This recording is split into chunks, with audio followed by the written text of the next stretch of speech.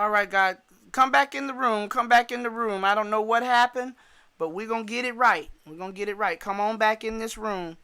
Uh, that just means I might have been doing some good teaching, and my and, and my internet didn't work. No, actually, my computer didn't like it. Um, so come on back in here. We are starting back up. I want to give you a little second to come back. Come on back. Come on back.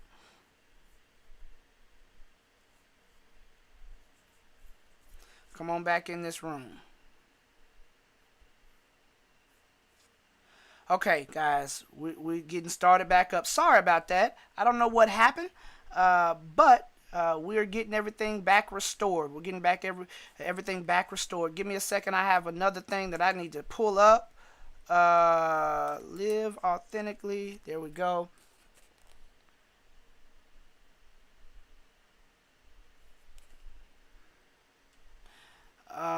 And then I got one more thing to pull up. So give me just 1 second so I can get all this back. My computer reset itself. And no, it wasn't a scheduled reset. I think it was just bugging out. So, technology in this day of COVID, these unexpected things happen. And we've just got to deal with it and keep moving forward. So just give me 1 second.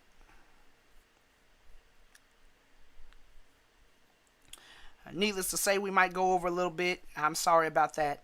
But I'm coming back in the room. I'm coming back in the room. Just give me a second.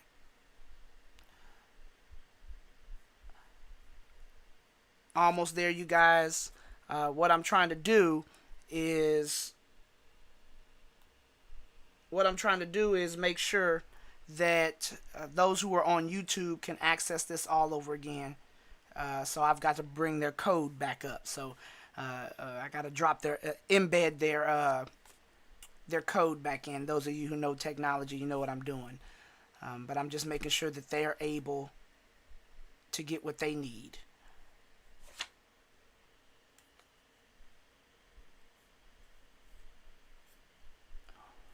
One second, guys. Bear with me. Thank you so much for bearing with me, and I'll get back on this here real soon. I just gotta find my slide again. Bear with me. Bear with me. What's up, Ruben? Man, it's good to see you, man.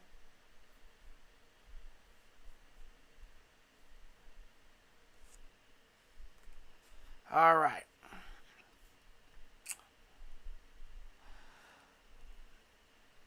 Okay. We coming back in. Sorry about that. This day and age, technology sometimes it'll just go in and out. My computer went down for a second and came back, and so I'm trying to get us all back in the same space. So bear with me. I apologize. Those of you who are in our, we are back. Please refresh. So I'm gonna go a little bit over.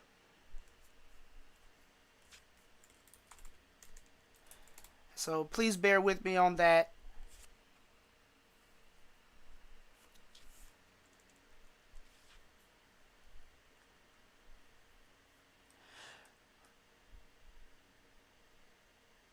Yeah, man, it's good, man.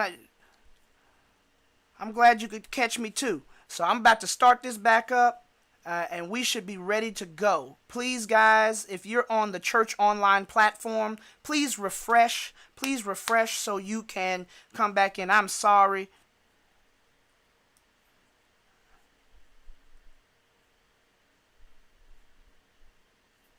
All right, please refresh. Please refresh. We are back. Sorry about that. Let me finish this thing up, and we can go on about our business. So let me get back to my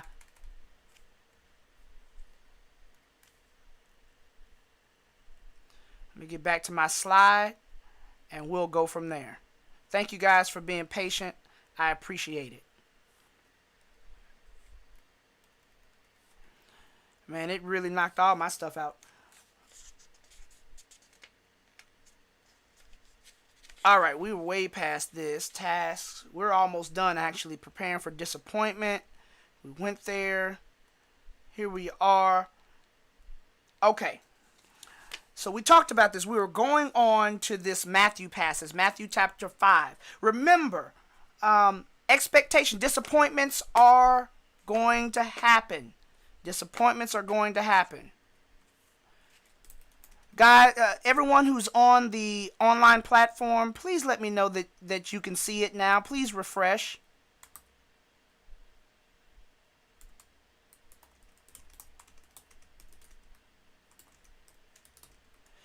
Please do that for me. Okay, here we go.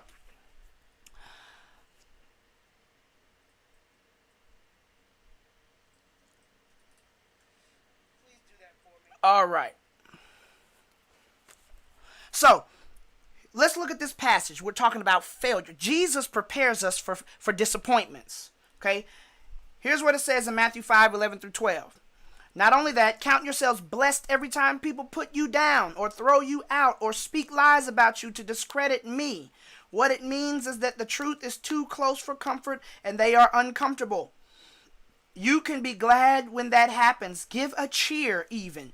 For though they don't like it, I do, and all heaven applauds, and know that you are in good company. My prophets and witnesses have always gotten into this kind of trouble. Here's what this suggests. Now, keep in mind, this is part of the Beatitudes. He's moving out of those Beatitudes. He's coming into a new section, and he's talking about their persecution. And as he's dealing with persecution, he wants them to know that people are going to be upset. Okay? People are going to be upset when Jesus is glorified. People are going to be upset when you provide an idea that helps people. People are going to be upset when the society changes because you advocate. People will be upset. And what we have to come to grips with is that though they may be upset, it is okay. All right? It is okay. And the reason why it is okay is because God is in it. Okay? God is in it. And so what he's trying to suggest to them, he's trying to let them know not everyone will like you. Not everyone is going to see the ministry that you are doing as good. Not everyone is going to be happy that you're the one doing the ministry. Some will be jealous. Some will try to tear you down. Some will try to hurt you, abuse you, scandalize your name. And guess what? All of that is not going to be people outside the church. Sometimes that's going to happen inside the church that you are serving.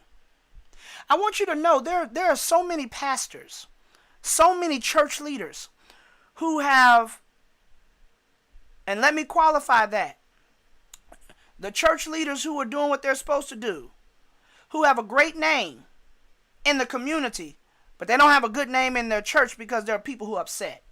There are some people inside your church that the church will never let them speak and give ministry and do ministry, but they have an awesome ministry out in the world because the people are appreciative. So sometimes that's what happens. Other times it's the other way around. So we've got to know that wherever we are, people are going to be upset. That's what's supposed to happen. If you don't have nobody upset with you, you might need to question whether you're doing God's ministry. Okay?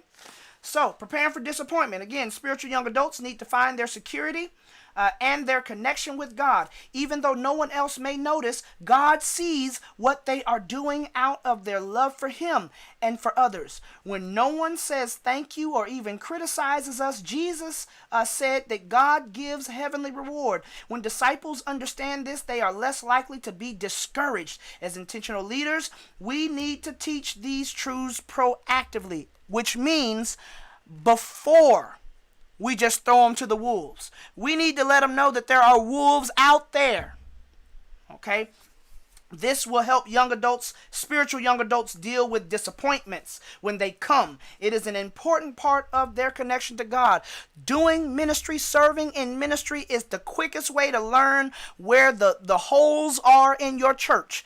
And it's the quickest way to learn where people are disunified. It's the quickest way to learn where the mess is. It's the quickest way to learn where there are bodies buried. It's the quickest way to learn where there are skeletons in the church's closet. It's the quickest way to learn how people think about your church and about Jesus when you serve in ministry. And you've got to be prepared for the good, the bad, the ugly, the indifferent, and yes, even the praise. Because here's the problem. Here's what happens. We oftentimes want to hear all the praise, but we don't want any of the problems. So here's the thing. Preparing disciples for successes. There is nothing like success in ministry. The exhilaration of a job well done can be intoxicating. However, disciples who are new to serving can overestimate their abilities. Have you ever seen that before? Where someone overestimates the ability that they have at the moment, where they don't necessarily know all that they're supposed to know, but they think that they are further along than where they are. So here's some areas, and I want to present this to you. So preparing disciples for success. I want you to hear these following scenarios. I'm going to move through them quickly. I'm going to give the answers because of the time constraint. So here's one. Michael learns how to play a worship song on the guitar, and also he learns how to sing it without looking at the words. Great for Michael. When the small group leader invited him to sing his song, everyone joined in and sang the chorus with him. Okay. The next week, Michael announced to his leader that he had volunteered to be the new worship leader for the youth ministry. That's great. But here's the question. What kind of potential problems might Michael have set himself up for? Here it is. Okay, here it is. So, here's some problems. Michael, you just learned how to sing one song. You have now set yourself up to have to sing worship songs every week for the youth ministry, and you've only learned one song, which means you may overestimate your time to do that. You might overestimate your ability to learn the songs. You might just think it's about singing and people will go and start talking with you and singing with you, but singing can be a ministry. How are you encouraging? Do you have the tools necessary to minister to people, right? So and there are more that can come out of this, okay? Sometimes because we have a giftedness, we're eager to jump into certain roles that will swallow us alive, okay? So here's another one. I'm going to give you another one. I think this scenario is also my favorite one. Susan just returned from a prayer retreat and is excited about her new commitment to prayer. She already planned a weekend and reserved lodging for her small group so she could teach the group how to pray. That's great. But what things has Susan potentially missed? Let me read this from this book because I think I typed this wrong. Let's see. Where am I at? Yep. What things has Susan potentially misjudged that may set her up for problems? So here's the response. She didn't check with her group to see if they want to go on a retreat. She didn't assess to see if that is the actual problem. Maybe her group knows how to pray and she was the only one that didn't. She just learned how to pray. She just now started with the model. How can she teach it if she doesn't really know it, hasn't really put it to practice? Because what happens when people have questions and they say, well, how does this work? And you say, let me get back to you. Let me do this. And sometimes that's good. But if you are a novice at it, at times, you might set yourself up for failure. And then what happens if someone criticizes you and you don't know what to say about it, okay? So those are areas. Now, as I move forward, focusing on the big picture. So there is a big picture to focus on. There's a text, there is a scripture that I want to raise, and that is Luke chapter 10, verse 17 through 20. Luke chapter 10, verses 17 through 20, you will find these words. Where did it go? Here it is. All right. It says, the 72 returned with joy, saying, Lord, even the demons are subject to us in your name. And he said to them, I saw Satan fall like lightning from heaven. Behold, I have given you authority to tread on serpents and scorpions and over all the power of the enemy, and nothing shall hurt you. Nevertheless, do not rejoice in this, that the spirits are subject to you, but rejoice that your names are written in heaven. Here's what's going on. Jesus has just empowered the 72 people, the 72 disciples, to go and to do the works that he was doing. Cast out demons, to preach the gospel, to heal, to do all these things. And so they went and they tried their hand. They are ready for ministry. They are spiritual young adults, and they went out to serve. And when they served, they came back and said, Jesus, look at us. Look what we can do. We know in another text that they do that, and when Jesus shows up, that they have stumbled upon something such as a boy that is stricken by a demon, as they would suggest in the text, and they could not cast it out. And the father gets upset and says, you're supposed to be able to do this, and he really wants to fight these disciples. And Jesus comes up and he's able to cast out the demon, and they have to ask Jesus, how did you do it?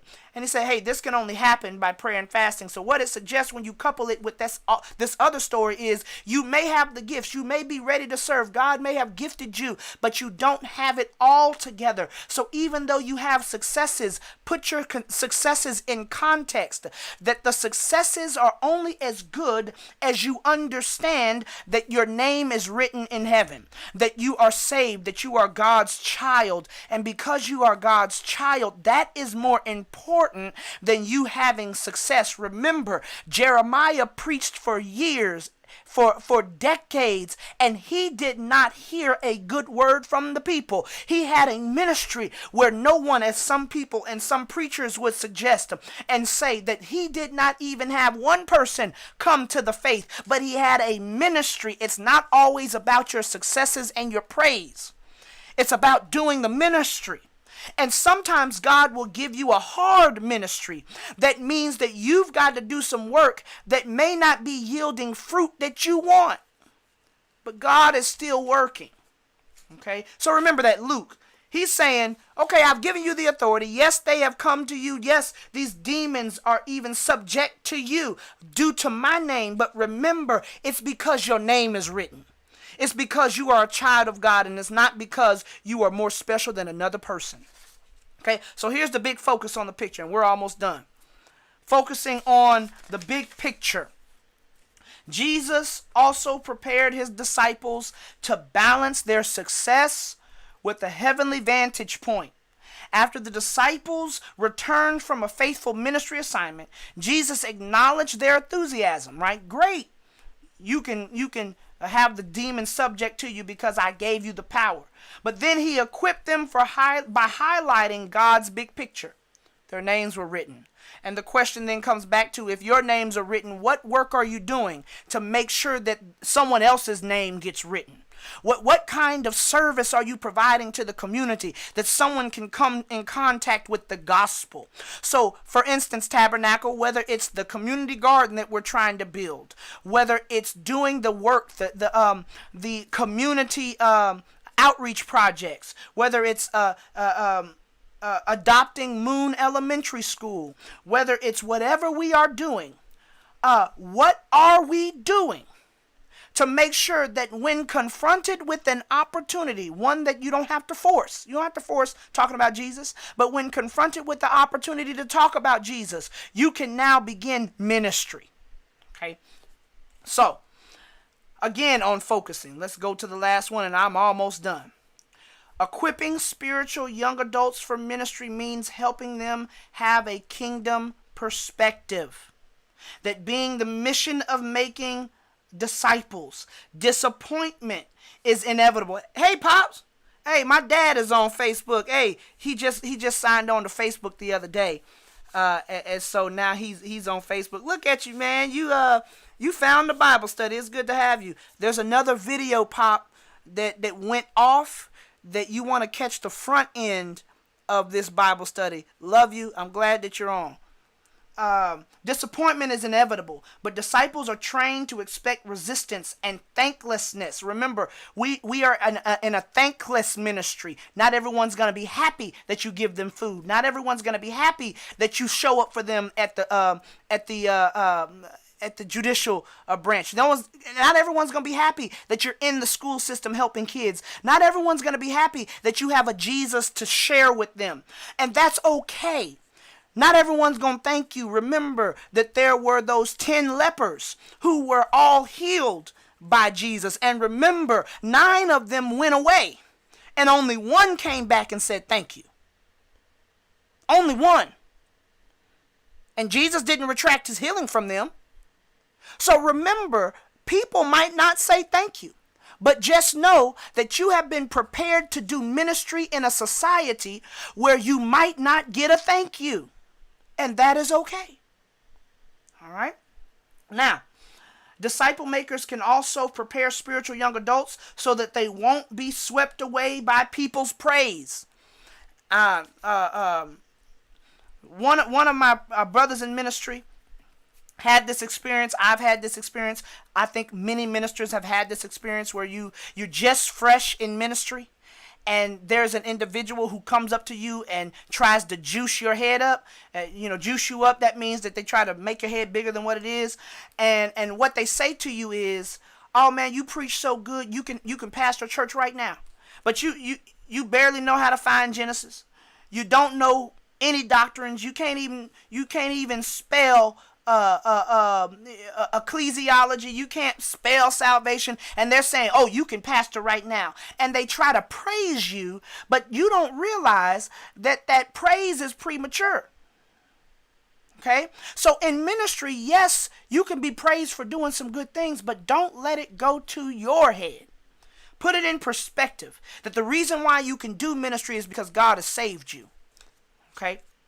Now, that's that way that they can stay on target and grow as disciples who love God and people who serve both. Now remember, hey Chris, it's good to see you, man, all the way from California, one of my college friends. What it suggests is we all got work to do. There's a ministry for you in the church. And I'm not talking about folding programs, simply ushering, simply singing. I'm talking about how you encounter people. So whatever you are doing that's helping the church, let that help also lead you to minister to people. Let that be an opportunity for you to pray for people, whether they're saved or not. Let that be an opportunity for you to pour into people. Let that be an opportunity for you to talk with people and show them the way. That is our ministry as disciple makers. Not to maintain buildings, not to maintain our budgets, not to maintain our ministries that we want for ourselves, not to maintain our programming, but our ministry is to tell people about Jesus, is to make them know that they are somebody in the Lord, is to let them know that there is somebody in the faith that cares for them regardless of where they are in their life and whatever lot that they have. This is why your pastor does what he does. This is why I go and I march. This is why I go and I teach. This is why I go and see about people in the community. This is why I go and see about our own folks. This is why I go and pray for all of us, because we have a ministry to do. We're all in this together. All right. And so with that, I just want to let you guys know that as if you're in this ministry phase, I am looking to you to do ministry. You should not have an excuse to be sitting down on what my pastor calls your rusty busty and or your blessed assurance and wait for someone to do something for you. If God is putting it in your heart right now, if you're seeing that people are hurting and it's bothering you, if you're seeing that God wants you to serve and you know that that'll give glory to God, do that. I'm gonna shout my dad out because I don't get a chance to shout him out as often as I would like. But I'm glad that he's on. One of the things that he's doing now is he cuts the grass for his church. He used to own his own lawn care service. He retired from the city of Pflugerville as a water superintendent. He also had a side business as a lawn care person. He completely got rid of it. I believe he sold most of his equipment. But one thing he does, he serves by helping his church. He serves then also by helping others. So there's something that we all can do. There's something that you can do. What is that thing? Go do that. See it as a ministry from God. And make sure it glorifies God and also helps others. Be blessed. I'm glad you guys are on. Those who signed in late, we had another video. It went off. You know, sometimes your Mac just wants to do what it wants to do. So there's a first video. Go to that video first, watch the first part, and then you can finish it off with this one. God bless you guys. I pray that you are well. I pray that I see some of you on Sunday when we have our online worship. God bless you. See you later.